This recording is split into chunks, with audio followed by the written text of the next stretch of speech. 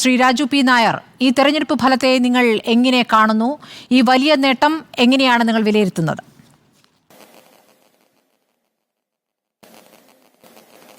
കേരളത്തിലെയാണോ ഉദ്ദേശിക്കുന്നത്? അതെ അതെ, കേരളം.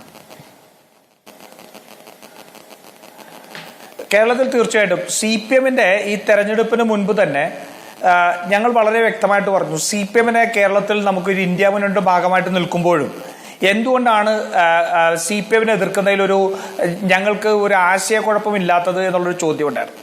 ആ ചോദ്യത്തിൽ വളരെ വ്യക്തമായിരുന്നു. കാരണം അത് CPM-നെ BJP-യോട് കൂടെ കെട്ടി അല്ലാതെ കാണാൻ കഴിയില്ല കേരളത്തിൽ എന്നുള്ളത്. കാരണം പിണറായി വിജയൻ നടപ്പാക്കുന്നത് മുഴുവൻ സംഘപരിവാറിന്റെ അജണ്ടകളായിരുന്നു.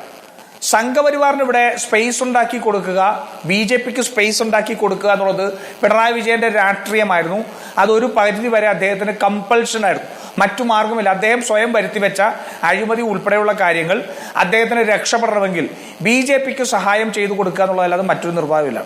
ഞങ്ങളുടെ ആ ആരോപണത്തിന് ഊട്ടി ഉറപ്പിക്കുന്ന രീതിയിലായിരുന്നു ഇടതുപക്ഷ ജനാധിപത്യ മുന്നണിയുടെ കൺവീനർ EP ജയരാജൻ തുടക്കം മുതൽ തെരഞ്ഞെടുപ്പിന്റെ സ്ഥാനാർത്ഥികളെ പ്രഖ്യാപിച്ചപ്പോൾ BJP സ്ഥാനാർത്ഥികളിലെ മികച്ചവരെ കണ്ടുപിടിക്കുന്നത് മുതൽ ഉണ്ടായ ഒരു നറേറ്റീവ്.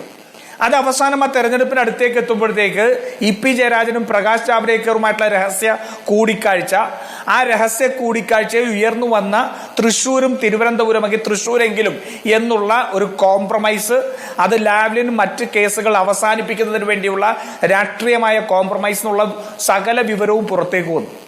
ആ വിവരങ്ങളെല്ലാം BJP-യും CPM-ഉം ഒറ്റക്കെട്ടാണ് എന്നുള്ള നറേറ്റീവ് കേരളത്തിൽ വളരെ കൃത്യമായിട്ട് താഴത്തേക്ക് പോകാൻ സാധിച്ചു.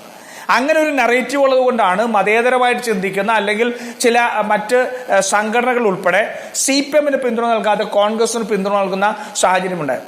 അപ്പൊ കേരളത്തിലെ ജനം CPM-നെ ഒരിക്കലും സംഘപരിവാറിനെതിരായിട്ടുള്ള പോരാട്ടത്തിൽ കൂടെ കൂട്ടാൻ കഴിയില്ല എന്ന് അവർ നിശ്ചയിച്ചു. അത് 2019 ഈ സമീപകാലത്ത് സംഘപരിവാറിനെതിരെ നടക്കുന്ന ഏറ്റവും വലിയ ജനാധിപത്യ പോരാട്ടം നടന്നത് 2019 തെരഞ്ഞെടുപ്പും 2024 തെരഞ്ഞെടുപ്പുമാണ്.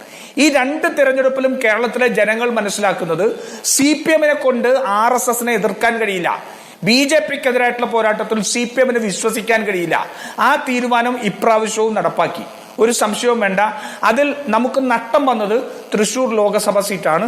ആ തൃശ്ശൂർ ലോക്സഭാ സീറ്റിൽ വളരെ വ്യക്തമായിട്ട് നേരത്തെ പറഞ്ഞ പോലെ EP ജയരാജൻ ഉണ്ടാക്കിയ ധാരണ അത് വർക്കൗട്ട് ചെയ്തു. അത് വർക്കൗട്ട് ചെയ്തതിന്റെ ഫലമായിട്ടുണ്ടായതാണ്. അത് മാത്രമല്ല, പിണറായി വിജയൻ കാണുന്ന രാഷ്ട്രീയമുണ്ട്. പിണറായി വിജയന്റെ രാഷ്ട്രീയം ഈ തെരഞ്ഞെടുപ്പിൽ പ്രാവർത്തികമാക്കി. അത് മറ്റൊന്നുമല്ല, BJP-ക്ക് 20% വോട്ടെങ്കിലും കേരളത്തിൽ എത്തിച്ചു കൊടുക്കുക എന്നുള്ള പിണറായി വിജയന്റെ രാഷ്ട്രീയമാണ്.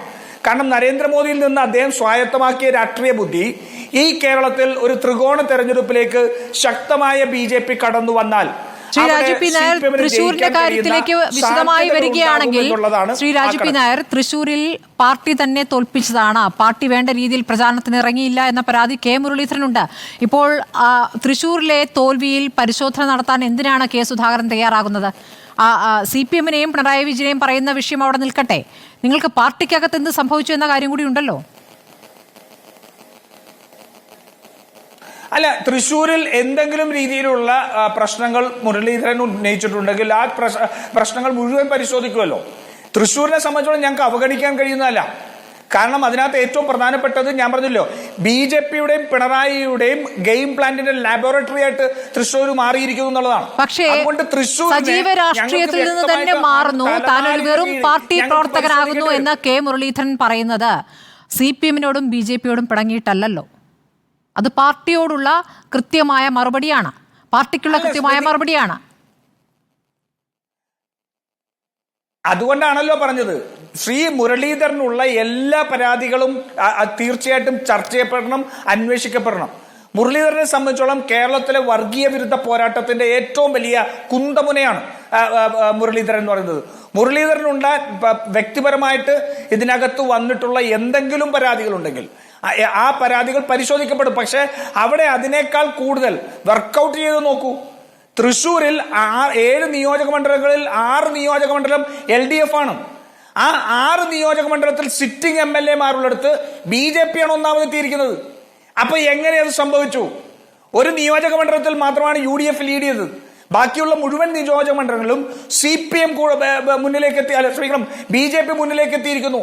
തിരുവനന്തപുരത്ത് നോക്കൂ, തിരുവനന്തപുരത്ത് തന്നെയാണല്ലോ സംഭവിച്ചിരിക്കുന്നത്.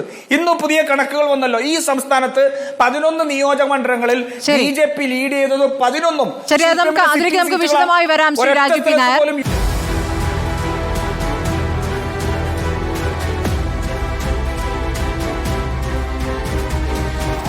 Debate with Smriti Paruthikad.